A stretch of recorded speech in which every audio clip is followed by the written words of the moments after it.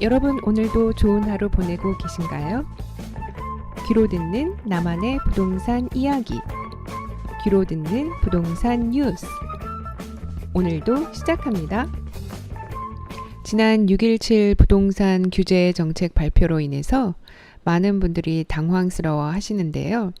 그 내용 중에 하나가 바로 토지거래 허가제 발표에 관한 그런 내용인 것 같습니다.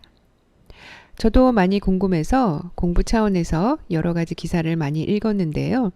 그 중에서 중앙일보에 실린 강남 아파트 절세용 전세 낀 증여 못한다.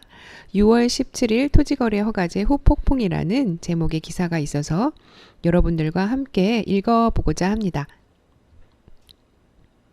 서울 강남을 중심으로 급증하던 전세 낀 증여가 정부의 6.17 부동산 대책으로 된소리를 맞게 되었다.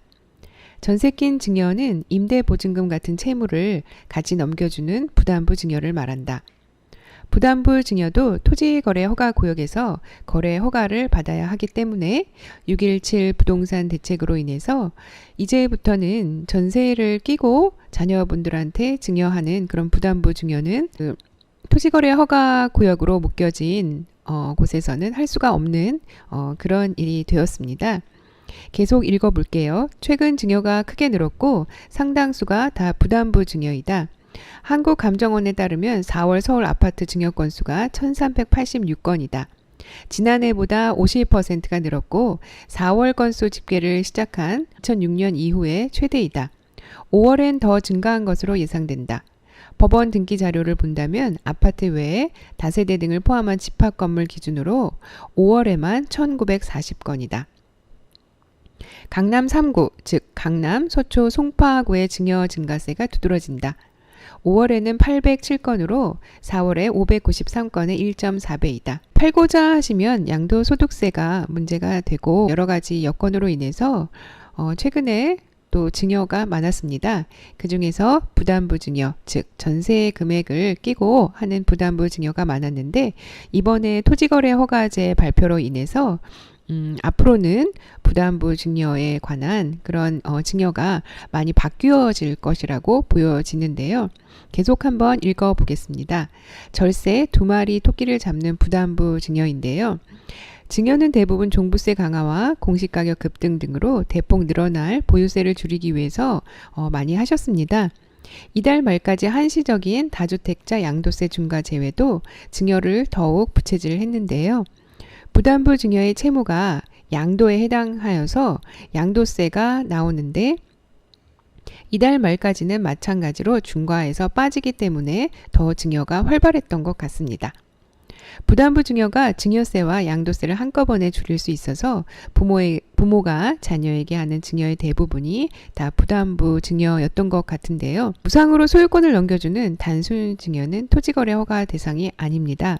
무상인 상속도 마찬가지이고요. 참고로 여기 강남 토지거래 허가 구역이 나와 있습니다. 좌측편에 보이시는 곳이 강남구고요. 우측에 송파구가 되겠는데요. 강남구에서는 청담동, 삼성동, 대치동 이 토지거래 허가 구역으로 묶이게 되고요. 또 송파구에서는 잠실동이 되겠습니다. 최근 그 잠실 스포츠마이스 그 개발 계획 발표와 또 삼성동의 GBC 착공 등으로 인해서 또다시 부동산이 들썩이기 때문에 정부가 취한 조치가 아닌가 그렇게 생각이 듭니다. 계속 한번 읽어보실까요? 부담부 증여는 다르다. 토지거래 허가 관련법은 대가를 받고 허가구역에 있는 토지의 소유권을 이전하는 계약은 자치단체장의 허가를 받아야 한다고 명시하고 있다. 단순 증여와 상속은 대가가 없는 계약이지만 부담부 증여는 채무를 넘겨받는 대가로 증여를 받는, 즉 다시 말하면 증여하는 대가로 그 증여를 하는 사람에게는 채무가 없어지는 그런 계약이다. 부담부 증여 허가를 받으려면 부담부 증여를 받는 사람은 즉 수증자는 주택이 필요하고 해당 주택에 들어가서 살아야 하는 조건이어야 한다. 이 대목이 중요한 것 같습니다. 부모가 자녀에게 그 부담부 증여를 했다면 그 자녀는 그 주택이 필요하고 또 해당 주택에 들어가 살아야 하기 때문에 일단은 부담부 증여를 통해서 증여하는 것은 그 토지거래 허가 구역 내에서는 불가능하다는 그런 그 규제책인 것 같습니다. 거주 목적 없이 절세용 부담부 증여는 허가를 받을 수가 없다. 국토부 관계자는 세입자를 계속 두고 임대에서는 토지거래 허가 이용 목적에 위반된다고 말했다. 증여받는 자녀가 임대보증금을 돌려주려면 상당한 부담이 되기 때문에 임대보증금을 부모가 떠안고 부담부 증여가 아닌 그냥 단순 증여를 선택하지 않겠느냐고 말했다. 현재까지 부담부 증여 토지거래 허가제 발표로 인해서 부담부 증여는 불가능하기 때문에 또 어떤 형태의 또 증여가 나올지 한번 지켜봐야 될 것 같습니다. 과거에도 부담부 증여가 허가 대상에 들어가 있지만 그동안은 허가 구역 내 주택의 부담부 증여가 거의 없어서 쟁점이 되지 않았다. 이번에 토지거래 허가 구역에 들어간 강남권 아파트 등 주택의 부담부 증여가 성행한 곳인데 예전에는 쟁점이 되지 않았지만 최근에 부담부 증여가 활발했던 그런 강남권의 경우에는 많은 분들이 당혹스러워 하시는 것 같습니다. 용산의 얘기가 나와 있는데요. 용산 한 달 새 허가 신청이 5건이었다고 합니다. 토지거래 허가제가 용산에서는 지난달 20일부터 시작되었습니다. 용산 개발계획 발표로 인해서 그 지역이 들썩이니까 먼저 발표를 했던 건데요. 강남에선 23일부터 시행하지만 세부 기준을 두고 혼선이 많다. 국토부와 서울시 용산구청 관계자들의 도움말을 바탕으로 토지거래 허가제 세부 기준을 정리했는데요. 용산의 토지거래 허가제 시행 한 달 동안 5건의 허가 신청이 들어왔고 2건을 허가했고 1건은 허가 대상이 아니어서 반려되었고 나머지 2건은 처리 중이라고 합니다. 그러면 한번 토지거래 허가제와 관련해서 Q&A가 정리되어 있는데요. 같이 읽어보시겠습니다. 주택의 임대차 계약 기간 중이면 임대가 끝난 뒤에 입주하면 되는가? 라는 질문인데요. 임대차 중에는 허가를 받을 수가 없습니다.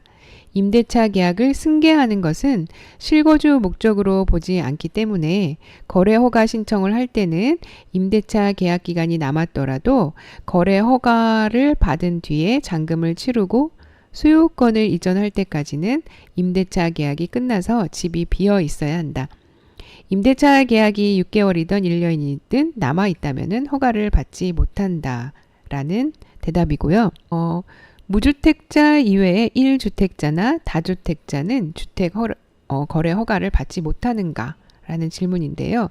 서울, 경기도 등 수도권에 집을 가진 사람이 토지거래 허가 구역 내에 추가로 집을 살 수는 없다는 그러한 대답입니다.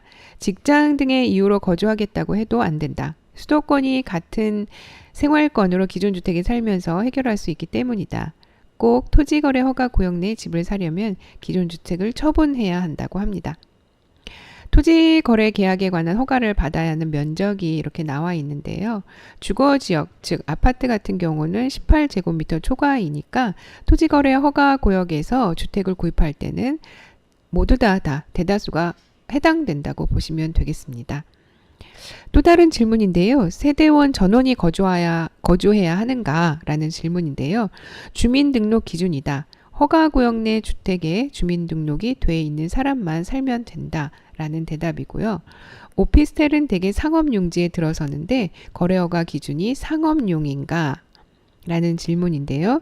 오피스텔은 법적으로는 주택이 아니고 업무시설로 분류되지만 주거용으로 쓴다면 주택으로 간주한다. 주거용 거래 허가 기준을 주택으로 쓴다면 주거용 거래 허가 기준을 적용한다. 거주해야 하기 때문에 임대할 수는 없겠죠. 그래서 주거용 오피스텔로 임대 수익을 올리지 못한다는 그런 결론이 되겠습니다. 또 한 가지 기사에서 질문은요. 다가구 주택이나 꼬마 건물을 사서 세를 놓는 것은 가능한가? 라는 질문인데요. 다가구 주택은 주거용으로 주인이 실거주하고 상가는 직접 영업해야 한다는 답입니다. 다만 다가구 주택이나 꼬마 건물이 여러 가구나 점포로 나뉘어 있기 때문에 주인이 모두 쓸 필요는 없고 일부 임대가 가능하다. 주인이 일부를 직접 주택이나 점포로 쓰고 나머지를 임대할 수 있다라는 답변입니다. 아파트나 오피스텔 상가를 분양받을 때도 허가를 받나? 아파트, 오피스텔 상가를 분양받아서 분양계약을 할 때는 허가받을 필요가 없다고 합니다. 최초 분양계약은 허가 대상이 아닌 거죠. 하지만 분양권이나 입주권을 넘겨받는 경우에는 허가를 받아야 한다고 합니다. 토지거래 허가 절차가 있고요. 또 경매를 받을 때는 어떻게 되는가라는 질문도 있는데 경매는 토지거래 허가 대상이 아니다.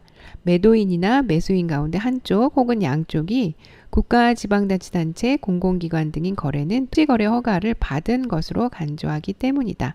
자, 지금까지 그 중앙일보 안장원의 부동산 노트에 실린 그런 기사를 함께 읽어보았는데요. 토지거래 허가제, 와, 만만치 않은 것 같습니다. 그래서 실무적으로도 그 세부 기준이 많이 마련되어야 할 것 같은 그런 정책인데요. 앞으로 또 부동산 시장이 어떻게 흘러가는가 지켜보아야 할 것 같습니다. 여러분 감사합니다. 지금까지 부동산 읽어주는 태희였습니다. 다음 시간에 또 뵐게요.